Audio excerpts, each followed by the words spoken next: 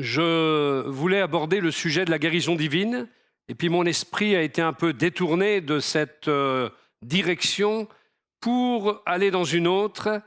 J'aurais pu aborder la guérison divine d'une manière, on va dire, un peu plus doctrinale, en étant peut-être plus introductif sur cette matière qu'est la guérison divine et qui peut donner lieu à plusieurs prédications, plusieurs enseignements. Il y a une doctrine de la guérison, mais finalement, j'ai eu la direction selon laquelle je vais le faire beaucoup plus directement. Jésus guérit, c'est un fait. Mais une des premières questions qui jaillit, et c'est cette question-là que j'ai voulu traiter, quand on évoque la guérison divine, une des premières questions qui jaillit, c'est celle-ci. Pourquoi Dieu guérit-il un tel et pas un autre? Pourquoi Dieu a-t-il guéri mon frère Sylvain, qui nous parle souvent qu'il a été guéri? Et pourquoi il n'a pas répondu à ma prière à moi, par exemple? C'est général ce que je dis, je ne parle pas de moi, mais de l'ensemble que nous formons.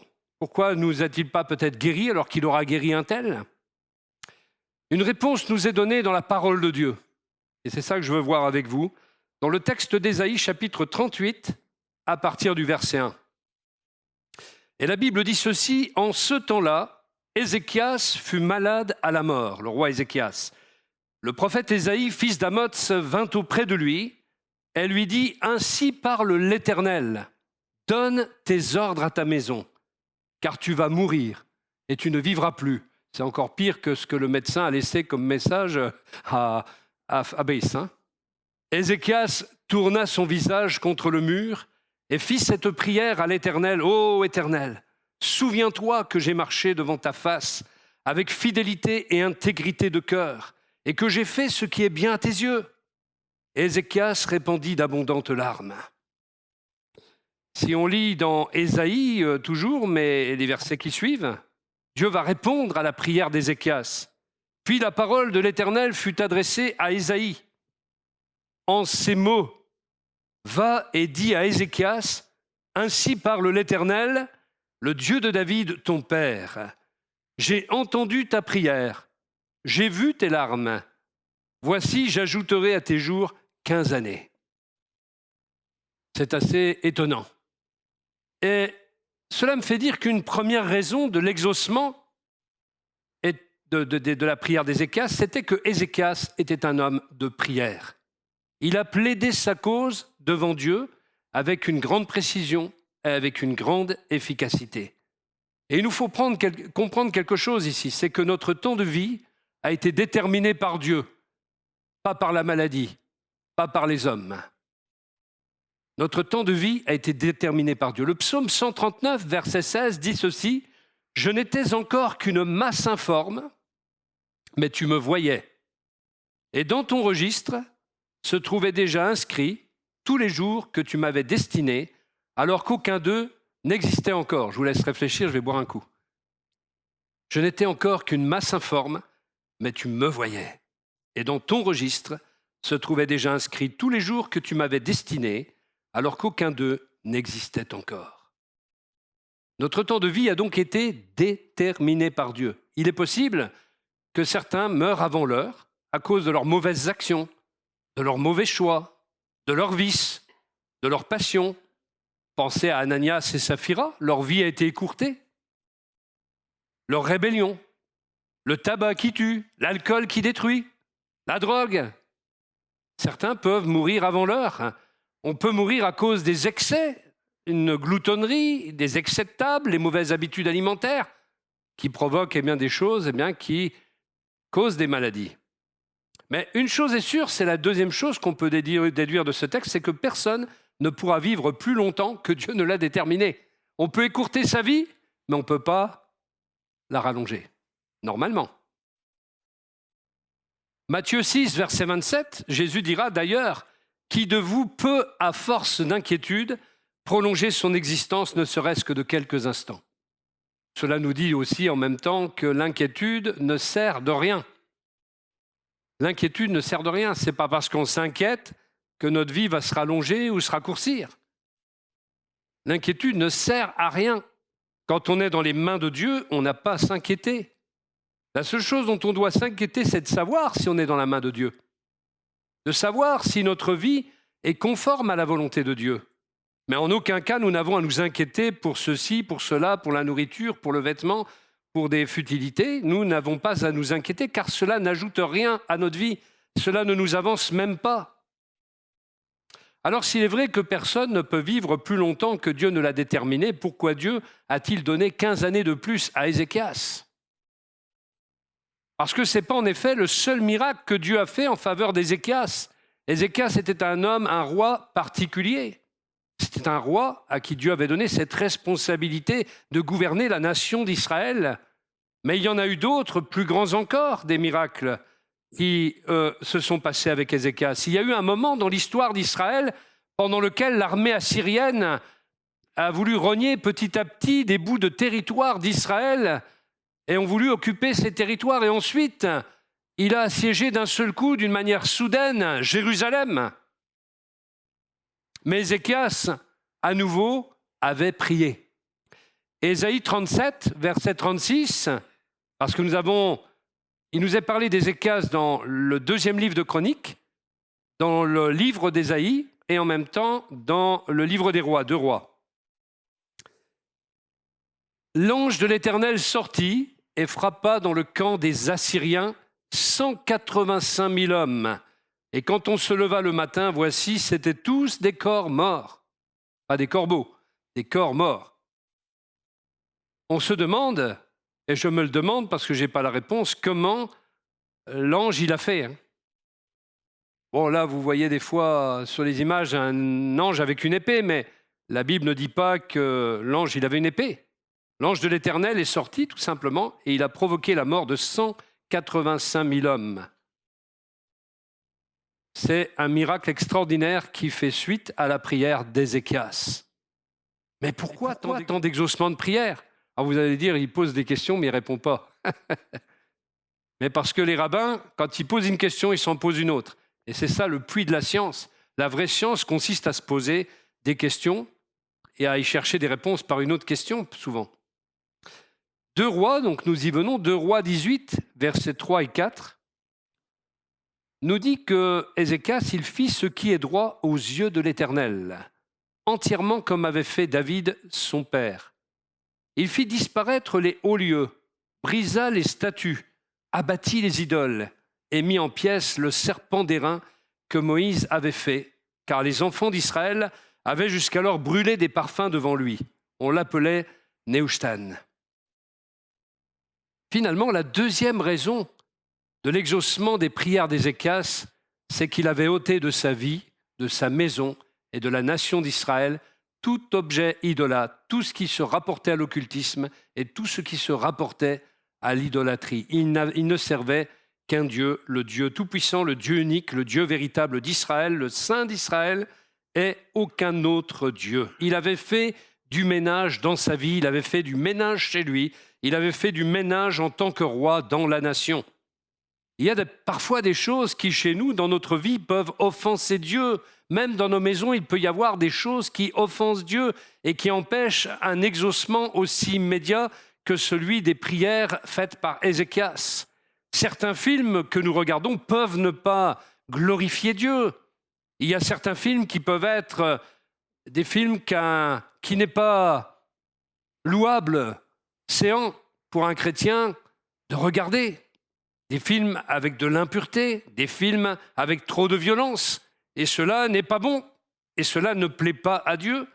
Certaines musiques peuvent être peu adaptées à notre vie de disciple. Ézéchias a ôté tout ce qui ouvrait une porte au monde des ténèbres, au monde démoniaque, à tout ce qui était un sanctuaire étranger à l'Évangile. Et il y a parfois des interdits dans nos vies. Nous ne pouvons pas laisser entrer tout ce qui vient de ce monde dans nos maisons, dans notre vie. Une musique saine, oui, pas de problème. Une musique mal inspirée, non. Un beau film, oui. Un film d'horreur, non. Tout ce qui glorifie le mal, non. Et forcément que ça ne plaît pas à Dieu. Et cela entrave nos prières.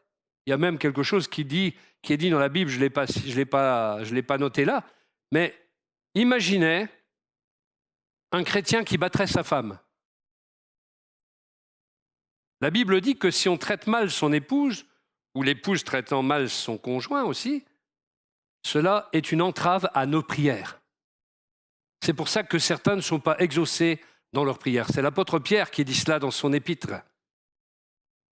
Ça peut être un frein, un obstacle à nos prières.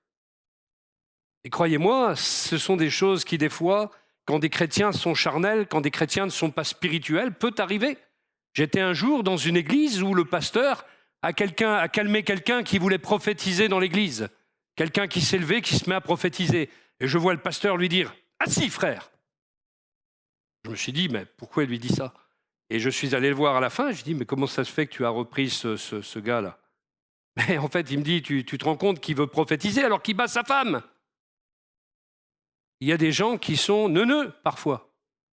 Et dans nos églises, si on ne fait pas le ménage, si on ne fait pas la discipline, bien on est très mal. Il ne faut rien tolérer non plus des choses qui font obstacle à la malséance. Et notre ami Ézéchias, il avait ôté de la nation d'Israël tout ce qui faisait désordre, tout ce qui faisait idolâtrie, tout ce qui se rapportait à l'occultisme. Et cela peut paraître radical, mais il faut être radical dans sa vie, dans sa propre vie déjà, dans l'Église également.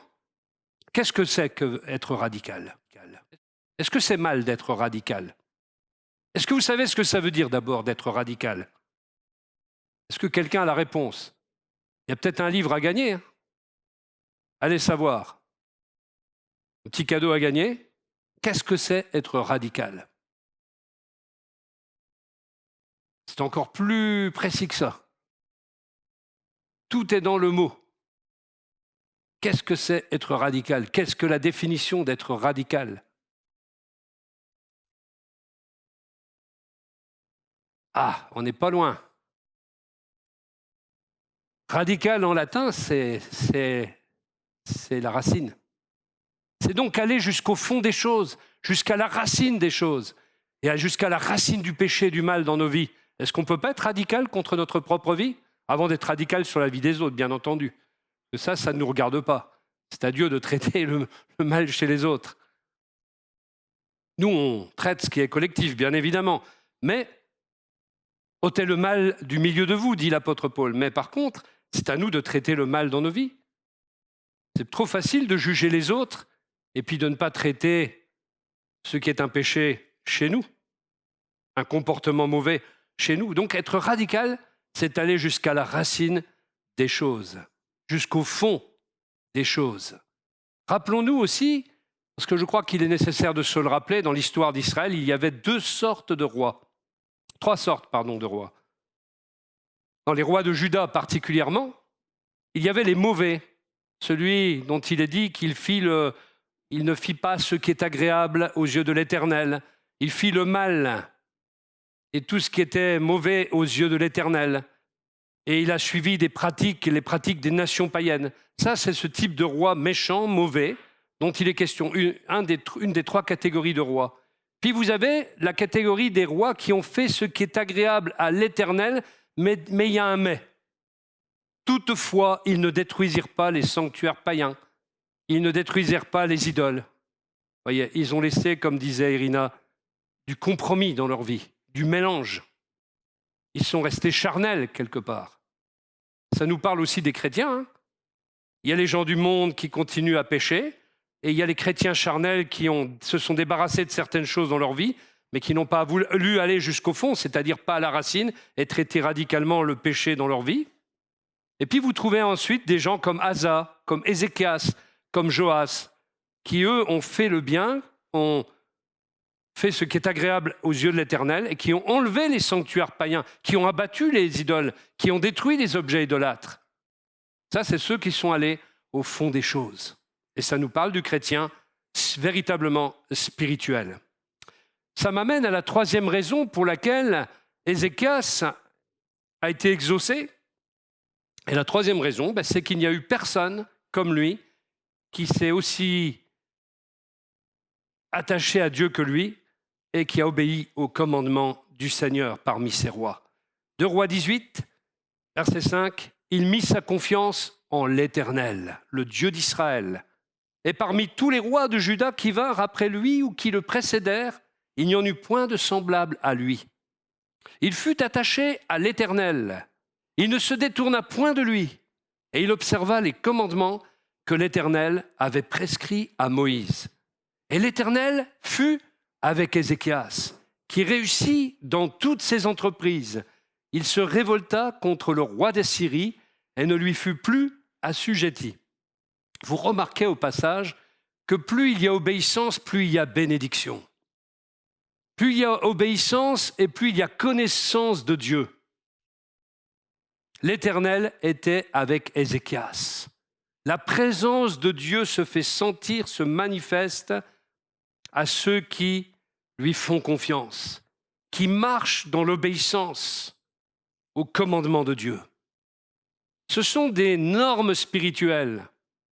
Il y en a qui voudraient nous mettre sous des lois, mais peu importe les lois n'ont aucun sens, les règles n'ont aucun sens si on n'est pas en communion avec Dieu, si on ne vit pas de la gloire et de la présence de Dieu, si on n'est pas en communion puissante avec le Seigneur, une communion vitale comme l'est la communion entre le cep et le sarment pour qu'il y ait la vie, eh bien ça ne sert à rien, il nous faut connaître notre Dieu, il faut vivre avec lui. Il faut avoir cette relation particulière, intime avec le Seigneur. Et c'est ce qui fait qu'il va être avec nous. C'est ce qui fait que nous allons réussir dans nos entreprises. Parce que celui qui a confiance en Dieu, il ne se précipite pas dans tel ou tel projet. La Bible dit que ne t'appuie pas sur ta sagesse. Ne t'appuie pas sur ta propre sagesse. Recommande ton sort à l'Éternel et il agira. Et je crois que quand on remet ses projets entre les mains de Dieu, il crée des circonstances qui vont nous montrer qu'on est dans le bon sens. Mais si Dieu nous bloque, alors il ne faut pas persévérer. Si Dieu nous bloque, parce que des fois on croit toujours que c'est le diable qui nous bloque, mais parfois quand on fait des choses insensées, on est bloqué par celui qui est infiniment sage, notre Dieu. Il est capable d'entraver, il est capable de nous empêcher. Paul et ses compagnons ont pu dire Paul empêché par le Saint-Esprit d'aller en Asie. Pourtant, c'était une cause louable, aller évangéliser l'Asie. Mais ce n'était pas le temps. Alors, ils ont été bloqués, ils ont été empêchés. Le Saint-Esprit les a bloqués à l'endroit où ils étaient pour qu'ils n'aillent pas dans cette direction, parce que ce n'était pas la direction de Dieu. Et on peut vraiment louer Dieu de ce que des hommes comme cela, suivaient la direction divine, étaient dirigés par le Seigneur et non pas par un aspect charnel, ne se laissaient pas influencer par le cours des choses, ne se laissaient pas influencer par leur propre réflexion, leur propre sagesse, leur propre décision.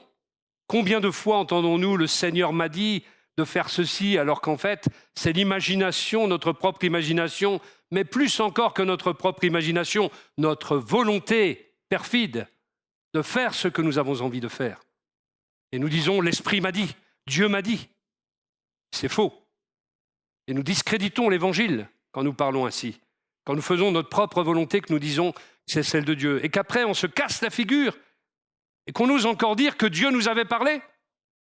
Je crois que dans ce temps dans lequel nous vivons aujourd'hui, dans notre génération, il va falloir faire très attention aux paroles que nous disons. Plus le Seigneur se rapproche et plus la sainteté sied à ceux qui connaissent l'Éternel. Et nous ne pouvons pas parler à la légère comme ça. Nous ne pouvons pas dire des paroles, multiplier les paroles en mettant Dieu à toutes les sauces et en faisant croire que Dieu nous a dit quelque chose que nous n'allons même pas pratiquer. Ou aller dans telle direction en disant que Dieu nous a dit de faire ceci et cela. Et après, vous avez même des fois des gens, ils vous disent que Dieu leur a dit de faire ceci, cela. Et le lendemain, ils font exactement le contraire de ce qu'ils ont dit que Dieu leur avait dit. Et cela discrédite l'Évangile. Cela va à l'encontre des paroles mêmes de la Bible. Et cela va surtout à l'encontre d'un témoignage qui devrait être beaucoup plus glorieux. Comment des gens de ce monde peuvent-ils avoir confiance en nous si nous balançons des balivernes à tort et à travers, frères et sœurs? Soyons sérieux. Dans l'Ecclésiaste, il est dit, si tu dois faire un vœu, c'est-à-dire si tu dois prononcer un souhait que tu as, ne multiplie pas les paroles car tu es dans la maison de l'Éternel et Dieu t'entend. Et par tes paroles, dit Jésus, tu seras condamné. Par tes paroles, tu seras justifié. Faisons attention à ce que nous disons. Faisons attention à ne pas en montrer aux autres en nous montrant plus spirituels que nous ne le sommes. Il y a des prétentions excessives parfois parmi les chrétiens de cette génération. Mais quand on regarde après la vie des uns et des autres, ce n'est pas tout à fait comme ça en avait l'air. Et le Seigneur sait révéler les choses et gratter là où il faut, et mettre la main, le doigt même, sur les choses qu'il faut. Rappelez-vous, quand Jésus, dans l'Apocalypse chapitre 1, considère l'Église, il est dit qu'il a des yeux comme des flammes de feu, qui nous sondent nos cœurs et nos reins, qui connaît nos motivations. Et lorsqu'il distribuera les récompenses, il y aura des reproches à certains pour avoir triché, pour avoir imité ce qu'est un homme spirituel. Et je ne parle pas de jeunes convertis, je ne parle pas d'hommes et de femmes en recherche et qui peuvent se tromper. Je parle de gens déjà affermis, de gens qui commettent ces erreurs-là alors qu'ils connaissent l'Évangile depuis des années et des années. Ce qui est excusable auprès d'une personne qui recherche, une personne qui est comme un bébé spirituel, ne l'est plus dès lors qu'on a 10 ans de présence dans une église, 10 ans de connaissance de ce que dit la Bible. Vous êtes d'accord avec moi? Le jugement n'est pas le même. Et le Seigneur, lorsqu'il distribuera les récompenses aux uns et aux autres, il y en a qui vont passer des mauvais quarts d'heure parce que quand on fait n'importe quoi, quand on se rend plus spirituel qu'on ne l'est, eh bien, le Seigneur n'aime pas cela. Il veut que nous soyons authentiques, tel que je suis, sans rien à moi. Je leur rappelais déjà la semaine dernière ce chant, tel que je suis, sans rien à moi. Dieu ne nous demande pas de tricher. Je vais vous dire pourquoi. Vous voulez le savoir? Eh bien, je vais vous le dire. Dieu vous aime pour qui vous êtes déjà.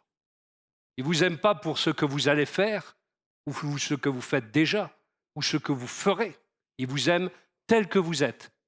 Il vous a aimé même quand vous étiez des pécheurs, a-t-il dit. Et autant marqué, il est mort pour des pécheurs. Hein. Quand il est mort sur la croix, il savait que nous étions dans le péché, dans les ténèbres. Et il nous a pourtant aimés. Il nous aime tels que nous sommes. Il nous prend tels que nous sommes en matière brute pour nous sculpter, pour nous transformer, pour nous libérer, pour détruire tous les esclavages, toutes les entraves et pour fabriquer, comme le divin potier qu'il est, eh bien, un vase précieux. Le vase vil va devenir un vase précieux. La vigne qui était foulée aux pieds va devenir une belle vigne qui va porter son fruit. Dieu nous aime pour ce que nous sommes d'abord, pas pour ce que nous avons fait. Et c'est important dans la manière dont nous le considérons, parce que ça peut tout changer. L'amour de Dieu est capable de bouleverser une vie. L'amour de Dieu est capable de briser des certitudes. L'amour de Dieu nous convainc là où les hommes ne peuvent pas nous convaincre. L'amour de Dieu est bouleversant. L'amour de Dieu nous pousse après à faire des choses extraordinaires. L'amour de Dieu nous met en feu.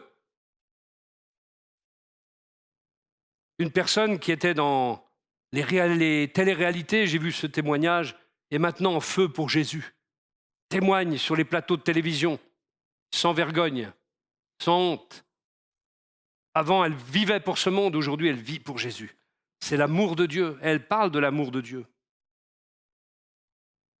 Et évidemment, Ézéchias a été cet homme béni, cet homme exaucé, cet homme qui va voir l'intervention de Dieu dans de multiples reprises, un homme de l'Ancien Testament pourtant.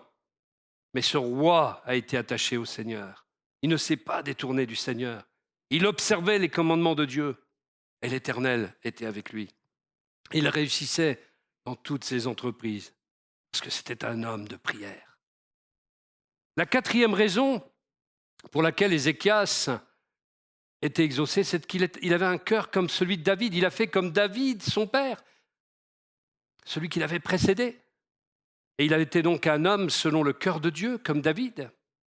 Et on voit que sa priorité, c'était la maison de Dieu.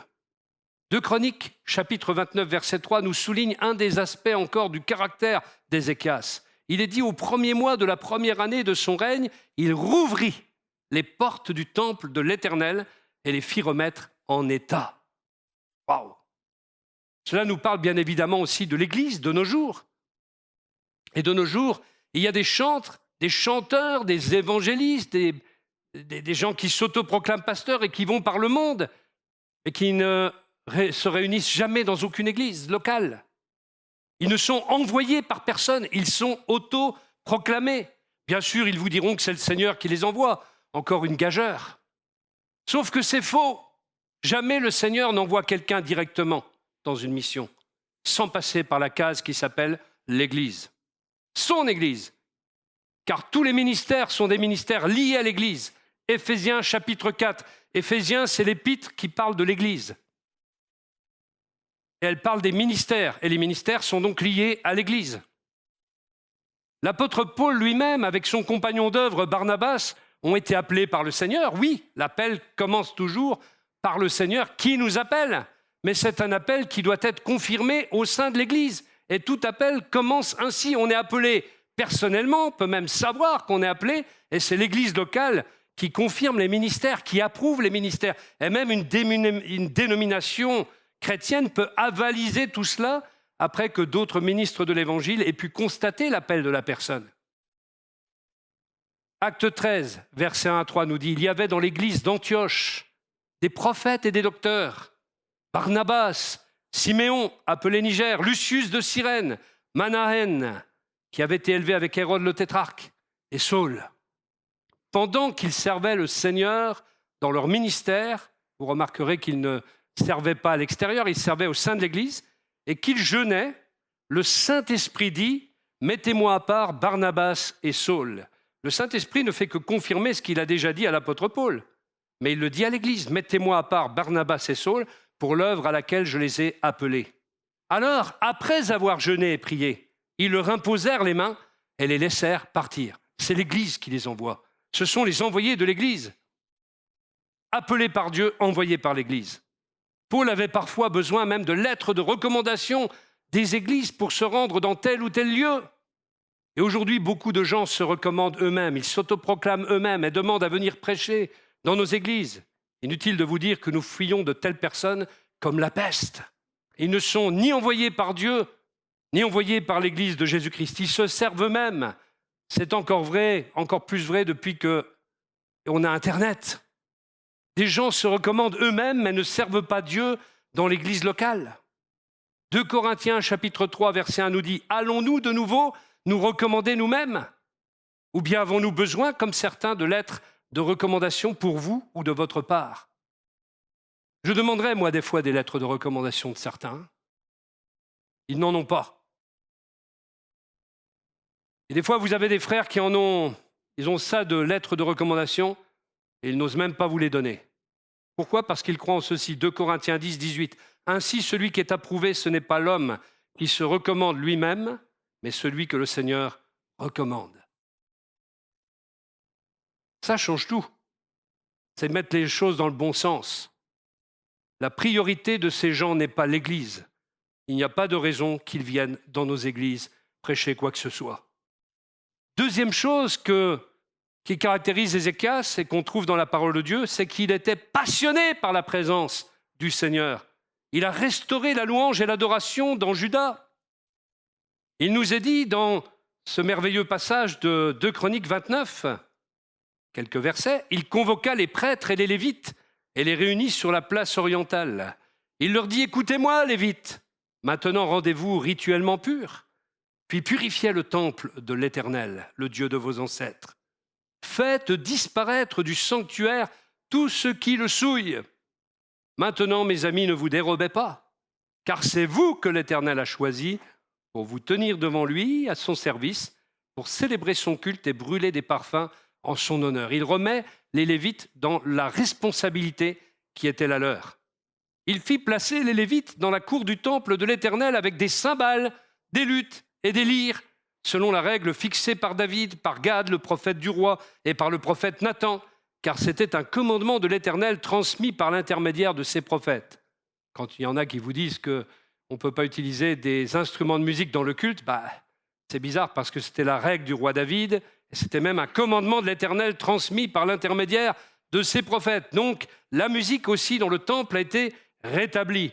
Les Lévites prirent place avec les instruments de musique de David, et les prêtres tenaient à la main les trompettes Ézéchias ordonna d'offrir l'holocauste sur l'autel, et au moment où commença l'holocauste, retentit aussi le chant en l'honneur de l'Éternel, accompagné des trompettes et des instruments de David, roi d'Israël. Voilà ce qu'a fait Ézéchias, car il aimait la maison de Dieu. Il était passionné par la présence de Dieu. Il était passionné par la louange, par l'adoration, qui était aussi son style de vie. Et la louange véritable avec la musique qui convient, c'est ce qu'il y a de plus attaqué aujourd'hui, car c'est ce qui plaît le plus au Seigneur. Et le diable voudrait frelater ce domaine de la vie de l'Église. Il voudrait l'empoisonner avec des choses qui n'ont rien à faire dans l'Église. Il a aussi restauré la Pâque. Nous avons, nous, notre Pâque, qui est la scène que nous venons de célébrer, commémorer, et qui permet de jeter un regard en arrière sur l'œuvre de la croix, qui pour nous est devenue maintenant accomplie, actuelle. Il n'y a plus d'agneau à offrir, et le sang de Christ a une fois pour toutes été répandu en vue du salut de l'humanité, en vue de notre salut, en vue de notre vie éternelle. Alors venons-en un peu plus à l'histoire pour mieux comprendre Ézéchias. Ésaïe a prophétisé qu'une nation conquerrait Israël. Et cette nation allait devenir ainsi un instrument de Dieu, car Dieu est souverain. Ésaïe chapitre 10, verset 6. « Je l'ai lâché contre une nation impie. » Il a en fait lâché les Assyriens, l'empire assyrien, contre Israël. « Je l'ai lâché contre une nation impie. Je l'ai fait marcher contre le peuple de mon courroux, de ma colère, pour qu'il se livre au pillage et fasse du butin, pour qu'il le foule aux pieds comme la boue des rues. Mais il n'en juge pas ainsi, et ce n'est pas là la pensée de son cœur. Il ne songe qu'à détruire, qu'à exterminer les nations en foule. » Oui, Dieu peut se servir d'une nation, d'un empire, mais selon certaines limites, et Dieu voit bien ce qu'il y a dans le cœur de celui qui domine cet empire. Cette prophétie d'Ésaïe s'est accomplie. Les gens ont eu peur quand cela s'est accompli. 2 Rois 18, verset 13 nous dit la 14e année du roi Ézéchias, c'est précis. Sanchérib, roi d'Assyrie, monta contre toutes les villes fortes de Juda et s'en empara. Ézéchias a alors parlé aux habitants. Les versets 7 et 9 de 2 Chroniques 32 nous disent « Fortifiez-vous et ayez du courage. Ne craignez point et ne soyez point effrayés devant le roi d'Assyrie et devant toute la multitude qui est avec lui, car avec nous, il y a plus qu'avec lui. Avec lui est un bras de chair, et avec nous l'Éternel, notre Dieu, qui nous aidera et qui combattra pour nous. » Le peuple eut confiance dans les paroles d'Ézéchias, roi de Juda. Il y avait la foi, une atmosphère de foi. Il y avait une atmosphère de confiance initiée par le roi Ézéchias, en qui le peuple a eu confiance. Ils avaient vu les exaucements de prières multiples qu'avait connus le roi Ézéchias, et ils avaient confiance dans leur roi à ce niveau-là. Et Sennachérib alors défiait Ézéchias. Il a défié aussi Dieu en envoyant des messagers, des délégués. La parole de Dieu nous dit, Rabshaké leur dit, c'est envoyé, donc ce délégué Rabshaké leur dit, dites à Ézéchias, ainsi parle le grand roi, le roi d'Assyrie. Quelle est cette confiance sur laquelle tu t'appuies? Tu as dit, il faut pour la guerre de la prudence et de la force, mais ce ne sont que des paroles en l'air. En qui donc as-tu placé ta confiance pour t'être révolté contre moi? Peut-être me direz-vous, c'est en l'Éternel, notre Dieu, que nous nous confions. Mais n'est-ce pas lui dont Ézéchias a fait disparaître les hauts lieux et les autels, en disant à Juda et à Jérusalem, vous vous prosternerez devant cet autel à Jérusalem? Comment repousserais-tu un seul chef d'entre les moindres serviteurs de mon maître? Tu mets ta confiance dans l'Égypte, pour les chars et pour les cavaliers? D'ailleurs, est-ce sans la volonté de l'Éternel que je suis monté contre ce lieu pour le détruire? Vous avez vu un peu les paroles de tentation qu'il peut donner. L'Éternel m'a dit, monte contre son pays et détruis-le. En plus, il ose dire qu'il a conscience qu'il est un instrument entre les mains de Dieu, finalement. Mais il va très loin. Il dit, l'Éternel m'a dit, monte contre son pays et détruis-le, ce que Dieu n'a pas dit. Alors Rabshaké, s'étant avancé, cria à haute voix en langue judaïque et dit, écoutez la parole du grand roi, du roi d'Assyrie. Ainsi parle le roi, qu'Ézéchias ne vous abuse point, car il ne pourra vous délivrer de sa main. Qu'Ézéchias ne vous amène point à vous confier en l'Éternel en disant l'Éternel nous délivrera, et cette ville ne sera pas livrée entre les mains du roi d'Assyrie, jusqu'à ce que je vienne et que je vous emmène dans un pays comme le vôtre, dans un pays de blé et de vin, un pays de pain et de vigne, un pays d'oliviers à huile et de miel, et vous vivrez et vous ne mourrez point. Ne écoutez donc point Ézéchias, car il pourrait vous séduire en disant l'Éternel nous délivrera. En plus, il leur fait des promesses de prospérité, il leur fait des promesses presque de bénédiction à travers leur invasion. Parmi tous les dieux de ces pays, quels sont ceux qui ont délivré leur pays de ma main pour que l'Éternel délivre Jérusalem de ma main? Et là, il nous est dit, le peuple se tut et ne lui répondit pas un mot. Ils ont fait silence, car le roi avait donné cet ordre, vous ne lui répondrez pas. Et il y a des silences éloquents, il y a des bons silences. Cela nous amène à une autre raison pour laquelle Dieu a exaucé Ézéchias, c'est que là encore, il est encore en train de prier. Il se révèle encore comme un guerrier de prière, un homme de prière. Sommes-nous des gens de prière? Sommes-nous des hommes et des femmes de prière? Est-ce que nous recommandons notre sort à l'Éternel pour qu'il agisse? Est-ce que nous remettons les choses entre les mains de Dieu? Est-ce que nous prions réellement? Penser n'est pas prier. Prier, c'est proclamer à voix haute, c'est lutter même pendant 1 heure jusqu'à obtenir la victoire. C'est ça, prier. C'est ce que beaucoup ne viennent pas faire le mercredi soir, prier. Pour dire les choses pratiquement. Passer 1 heure et demie dans la prière est quelque chose de douloureux pour beaucoup de chrétiens. Et pourtant, il y a des luttes à mener. Est-ce que vous aimez qu'on prie pour vous? Oui. Alors pourquoi ne venez-vous pas prier pour les autres? Comme je le disais souvent, et je le redirai toujours, je pense que Dieu m'a donné la force personnellement de dire jusqu'à ma mort que la réunion de prière est plus importante que toutes les autres réunions. Vous venez au culte, c'est bien. Vous venez aux réunions de prière, c'est mieux. Et c'est ce qu'a fait Ézéchias. Il a été un homme de prière.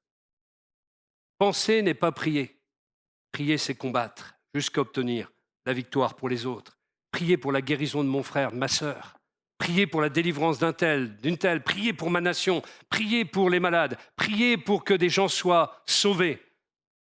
C'est ce que ne veut plus faire le peuple de Dieu aujourd'hui, se contentant uniquement de prédication, d'être entretenu dans la foi, d'un fonctionnement d'église. Mais pourtant, c'est ce que nous devons faire pour ce monde qui défie Dieu. Ézéchias a vu le roi d'Assyrie défier Dieu, il a prié. Le monde défie Dieu tous les jours. Mais Dieu aime ce monde, et Dieu aime quand on prie, alors que le monde le défie, parce qu'il peut faire des choses quand nous prions. Le bras de Dieu se meut quand le peuple de Dieu élève sa voix pour prier. Et c'est ce qu'ont fait Ézéchias et son peuple. Ésaïe 37, verset 14, nous dit Ézéchias prit la lettre de la main des messagers et la lut. Puis il monta à la maison de l'Éternel et la déploya devant l'Éternel. Il a lu la lettre devant l'Éternel, à qui il adressa cette prière. Éternel des armées, Dieu d'Israël, assis sur les chérubins, c'est toi qui es le seul Dieu de tous les royaumes de la terre. C'est toi qui as fait les cieux et la terre. Éternel, incline ton oreille et écoute. Éternel, ouvre tes yeux et regarde. Entends toutes les paroles que Sanchérib a envoyées pour insulter au Dieu vivant. Il est vrai, ô Éternel, que les rois d'Assyrie ont ravagé tous les pays à leur propre pays, et qu'ils ont jeté leurs dieux dans le feu. Mais ce n'étaient point des dieux, c'étaient des ouvrages de main d'homme, du bois et de la pierre, et ils les ont anéantis. Maintenant, Éternel notre Dieu, délivre-nous de la main de Sanchérib, et que tous les royaumes de la terre sachent que toi seul es l'Éternel. La 5e raison pour laquelle Dieu a exaucé Ézéchias, c'est qu'il savait prier. Il a proclamé les attributs de Dieu. Il a proclamé la puissance de Dieu. Il a répété les paroles défiantes des ennemis de Dieu pour les rappeler à Dieu. Et il a demandé à Dieu de glorifier son nom. Il avait confiance en Dieu et il voulait voir la gloire de Dieu. La véritable prière demande la gloire de Dieu. Demande à Dieu de se glorifier face à tous les défis que l'humanité lance, à tous les défis que le péché lance, à tous les défis que le diable lance. Et la 6e raison pour laquelle Dieu a exaucé Ézéchias, c'est sa manière de prier. Il voulait voir la gloire de Dieu se manifester parmi les nations. Il voulait qu'on sache que l'Éternel est Dieu, que c'est le Dieu unique, que c'est le Dieu véritable, et il voulait que Dieu reçoive toute la gloire. C'est la prière que Dieu agrée. Et Dieu a répondu, et il répond toujours à ce type de prière. Et la réponse vient. Alors Ésaïe, fils d'Amoz, envoya dire à Ézéchias, Ainsi parle l'Éternel, le Dieu d'Israël. J'ai entendu la prière que tu m'as adressée au sujet de Sanchérib, roi d'Assyrie. Voici la parole que l'Éternel a prononcée contre lui. Elle te méprise, elle se moque de toi, la Vierge de fille de Sion. Elle hoche la tête après toi, la fille de Jérusalem. Qui as-tu insulté et outragé? Contre qui as-tu élevé la voix? Tu as porté tes yeux en haut sur le sein d'Israël. Pourquoi Dieu parlait-il ainsi à Ézéchias à travers Ésaïe? Tout simplement parce que dans l'Ancienne Alliance, le Saint-Esprit s'était limité, le Saint-Esprit n'était pas répandu sur tous, et le Saint-Esprit se manifestait uniquement au travers de quelques personnes choisies, notamment les prophètes, qui étaient les bouches de Dieu, les porte-paroles de Dieu. Aujourd'hui, les brebis du Seigneur entendent sa voix, nous dit Jésus, et il peut nous parler directement pour que nous sachions quoi faire. Dieu est souverain.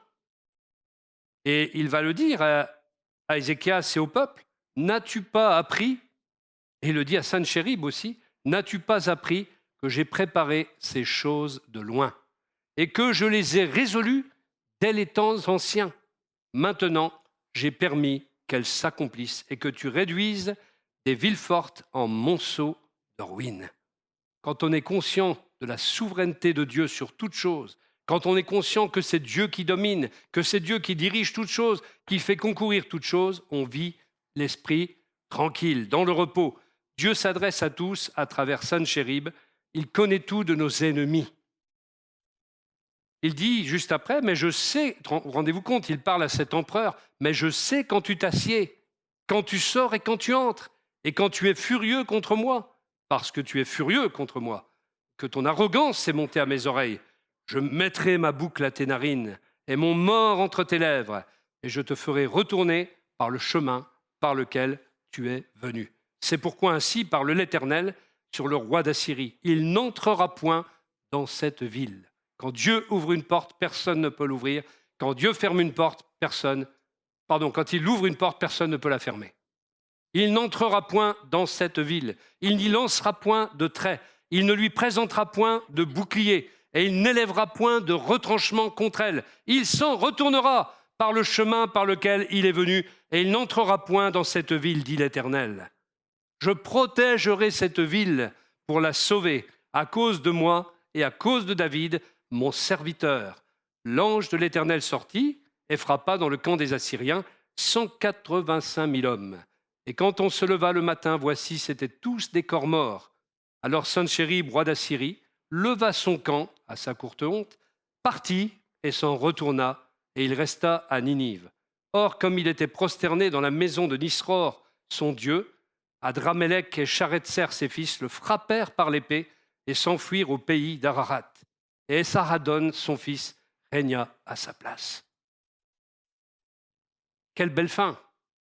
Il a défié l'Éternel, le Dieu unique et véritable, tout-puissant, et finalement, il est reparti d'où il était venu, et il est même mort, tué par ses propres fils. Quelle honte!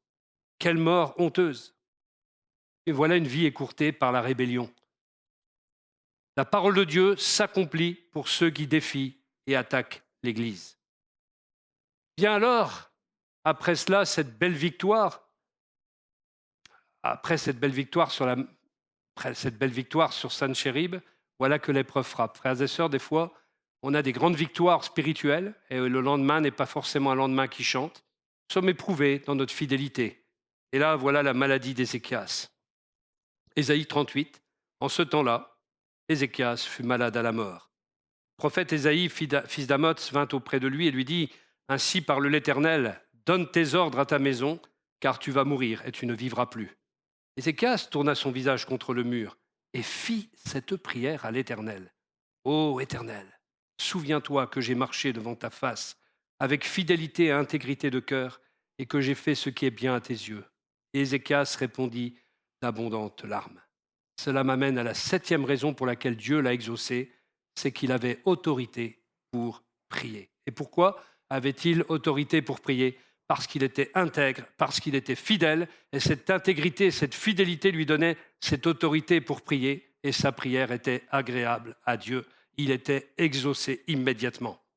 Il avait 39 ans seulement quand cette mort lui fut annoncée. Il était en pleine fleur de l'âge, d'où ses abondantes larmes.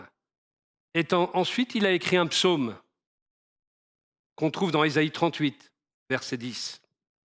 Et il dira, « Je disais qu'en mes jours sont en repos, je dois m'en aller aux portes du séjour des morts. Je suis privé du reste de mes années. Je disais, je ne verrai plus l'Éternel sur la terre des vivants. Je ne verrai plus aucun homme parmi les habitants du monde. Ma demeure est enlevée et transportée loin de moi, comme une tente de berger. » Remarquez la précision poétique quant au fait que notre corps est une enveloppe, une tente dans laquelle nous demeurons. C'est les mêmes termes que l'apôtre Paul reprendra dans 1 Corinthiens 15 et dans un autre passage où il parle de notre tente, de ce corps que nous habitons. Ma demeure est enlevée et transportée loin de moi comme une tente de berger. Je sens le fil de ma vie coupé comme par un tisserand qui me retrancherait de sa trame. Du jour à la nuit, tu m'auras achevé. Je me suis contenu jusqu'au matin. Comme un lion, il brisait tous mes os. Du jour à la nuit, tu m'auras achevé. Je poussais des cris comme une hirondelle en voltigeant. Je gémissais comme la colombe. Mes yeux s'élevaient languissants vers le ciel. Ô Éternel, je suis dans l'angoisse. Secours-moi. Que dirais-je ? Il m'a répondu et il m'a exaucé. Je marcherai humblement jusqu'au terme de mes années, après avoir été ainsi affligé. Seigneur, c'est par tes bontés qu'on jouit de la vie. C'est par elles que je respire encore. Tu me rétablis, tu me rends à la vie. Voici, mes souffrances mêmes sont devenues mon salut. Tu as pris plaisir à retirer mon âme de la fosse du néant, car tu as jeté derrière toi, tous mes péchés. Ce n'est pas le séjour des morts qui te loue, ce n'est pas la mort qui te célèbre. Ceux qui sont descendus dans la fosse n'espèrent plus en ta fidélité. Le vivant, c'est celui-là qui te loue, comme moi aujourd'hui. Le Père fait connaître à ses enfants ta fidélité. L'Éternel m'a sauvé. Nous ferons résonner les cordes de nos instruments tous les jours de notre vie dans la maison de l'Éternel. Et nous apprenons ici que les adorateurs ne meurent pas avant que ne soit venu le terme de leur vie. Alléluia. Conclusion, puissions-nous, frères et sœurs, apprendre d'Ézéchias les secrets de la vie de prière. Que nous soyons des hommes et des femmes de prière, car Dieu répond à ceux qui sont des gens de prière. Bannissons la paresse qui nous empêche de prier ou de venir prier dans l'assemblée. Le Seigneur nous place devant le défi de prier, de mettre de l'ordre dans nos vies, dans nos maisons, dans tout ce qui peut donner accès au diable. Et peut-être est-ce la raison pour laquelle parfois nous ne sommes pas exaucés dans nos prières. Dieu nous met au défi de devenir des serviteurs chez nous, d'abord chez nous, et de restaurer la louange dans notre vie, dans notre famille, l'adoration, dans notre foyer, et que notre priorité soit la gloire de Dieu et également la maison de Dieu qui est l'Église.